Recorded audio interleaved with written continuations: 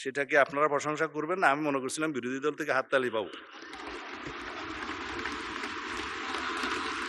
একবার তো দিবেন, টেবিল চাপড়াইয়ে দেন। আমি ধন্যবাদ জানাই আজকের সংসদ নেতা মাননীয় প্রধানমন্ত্রী জনাব তারেক রহমানকে। তিনি সরাসরি নির্দেশনা দিয়েছিলেন প্রধানমন্ত্রীর মেয়াদ 10 বছরের বেশি হতে পারবে না।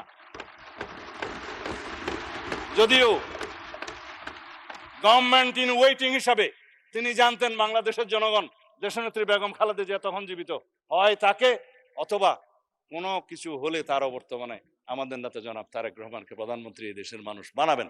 জেনে শুনেও তিনি বলেছেন নো, 10 বছরের বেশি কোনো প্রধানমন্ত্রীর মেয়াদ হতে পারবে না, যত মেয়াদেই হোক যতবারই হোক সংবিধান সংশোধন করেন। আমি প্রস্তাব দিয়েছিলাম ঐক্যমত্য কমিশনে, সবাই রাজি হয়েছে, কোনো নোট অফ ডিসেন্ট নাই। কেননা আমরা চাই না ব্যক্তিতান্ত্রিক স্বৈরতান্ত্রিকতা, দলতান্ত্রিক স্বৈরতান্ত্রিকতা, এখন আয়কতান্ত্রিক রাষ্ট্র ব্যবস্থা বা একদলীয় রাষ্ট্র ব্যবস্থার এবং পার্লামেন্টারি স্বৈরাচারের কোনোদিন আর উৎপাত না হোক, উৎপত্তি না হোক, এখানেই শেষ। সেটা কি আপনারা প্রশংসা করবেন না? আমি মনে করছিলাম বিরোধী দল থেকে হাততালি পাবো। একবার তো দিবেন, টেবিল চাপড়াইয়ে দেন।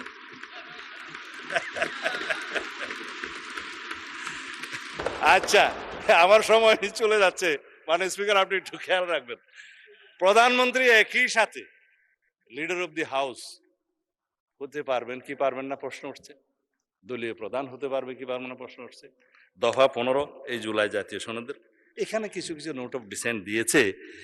তো এখানে আমার মনে হয় আমরা যেটা দিয়েছি যে প্রধানমন্ত্রী ট্রেডিশন মাফিক, এটা decorative, leader of the house, এটা কোনো মন্ত্রিত্ব না, হাউসকে লিড করতে হয়, ডিসিশন দিতে হয়, সেটা থাকতে পারে। জামাত ইসলামের বন্ধুরা বলছিলেন হ্যাঁ এটা বোধহয় থাকা যায়, তবে দলীয় প্রধান বোধহয়, আমরা বললাম যে দলীয় প্রধান থাকলে পৃথিবীর বিভিন্ন দেশে ডেমোক্রেটিক প্র্যাকটিস, শুধুমাত্র দলীয় প্রধান হওয়ার কারণে কি তার প্রধানমন্ত্রিত্ব হওয়াটা হরণ করা যায়? সেটা তার ডেমোক্রেটিক রাইট।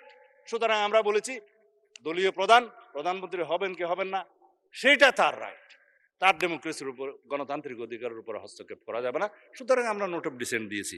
আশা করি আপনারা হাততালি না দিলেও মোটামুটি সম্মত থাকবেন। যাই হোক, তারপরে তত্ত্বাবধায়ক সরকার ব্যবস্থার মধ্যে 21টা দফা আছে, মানে স্পিকার দফা নম্বর 16, এখানে এই 21টা দফার মধ্যে আমরা তো সবাই বললাম তত্ত্বাবধায়ক সরকার পদ্ধতি আমরা গ্রহণ করতে চাই। এই জন্যই দীর্ঘ 17 বছর আমরা আন্দোলন সংগ্রাম করেছি, রক্ত দিয়েছি, জীবন দিয়েছি।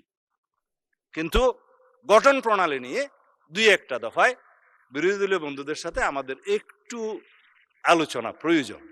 আমরা বলেছি সবাই মিলে তত্ত্বাবধায়ক সরকার পদ্ধতি আমরা গঠন করব, কিন্তু রাষ্ট্রপতি যে লাস্ট অপশন আছে, রাষ্ট্রপতিকে আমরা তত্ত্বাবধায়ক সরকারের প্রধান উপদেষ্টা হওয়ার আর সুযোগ দিতে চাই না, আমাদের প্রস্তাব।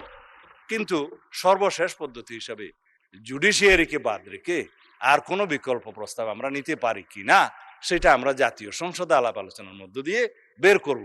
এখানে ওনারা একটা ভোটিং ব্যবস্থা করতে বলেছিলেন, এটাকে কি একটা যেন ভোট বলা, আমি ভুলে গেছি, হ্যাঁ কি একটা ভোট যেন বলেছিল এটা আর কি, হ্যাঁ র্যাঙ্ক চয়েস ভোট। আমরা যে র্যাঙ্ক চয়েস ভোটের মধ্যেও গাফলতি আছে। সুতরাং আমরা জাতীয় সংসদে এই বিষয়টা আলোচনা করি, একটা বিষয় আমরা বের করতে পারবো, সেই জন্য নোট অফ ডিসেন্ট দেওয়া হয়েছে। তত্ত্বাবধায়ক নিয়ে কোনো কারো দ্বিমত নাই।